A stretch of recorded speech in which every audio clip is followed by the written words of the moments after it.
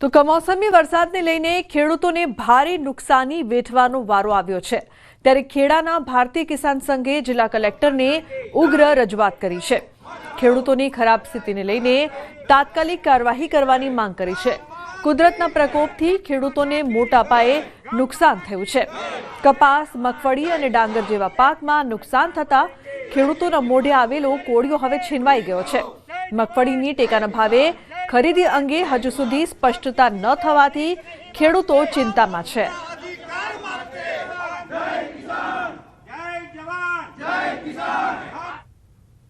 અતિશય વરસાદ અને તૈયાર પાક ઉપર જે વરસાદ પડ્યો છે, ઘાસચારો અને પાક તૈયાર થયેલો સદંતર નિષ્ફળ ગયો છે।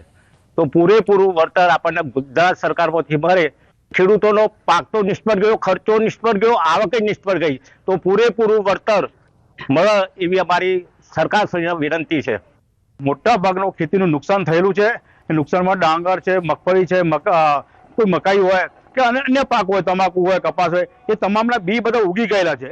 ઘાસચારો બી કામ લાગે એવું નથી। એટલે અમારી એવી માંગણી છે, એકરે 20,000 રૂપિયા મળે ને દરેક વીઘા મળવું જોઈએ, હેક્ટર બેક્ટર નહીં એમ। હેક્ટર મળે તો 2 હેક્ટરનું કોઈ મર્યાદામાં કોઈ મેળ નથી આવતો। એને ખેતી કઈ રીતે કરી શકે? વાવ થરાદના સુઈગામ ખાતે કોંગ્રેસે પ્રાંત કચેરીએ આવેદનપત્ર આપ્યું છે।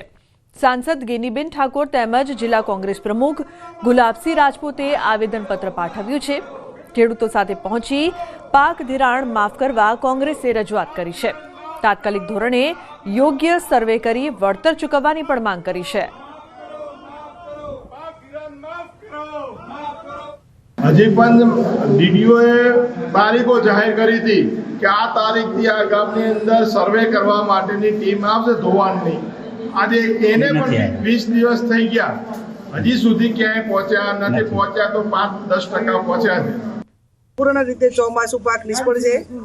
શિયાળાની અંદર પણ હજી ખેતરો પાણીના ભરેલા છે, એટલે શિયાળુમાં પણ વાવેતર થવાનું નથી। આવા ખરાબ સમયની અંદર મુશ્કેલીમાં જ્યારે ખેડૂત હોય ત્યારે એને ઉગારવો કે મદદ કરવાની જવાબદારી સરકારની હોય છે।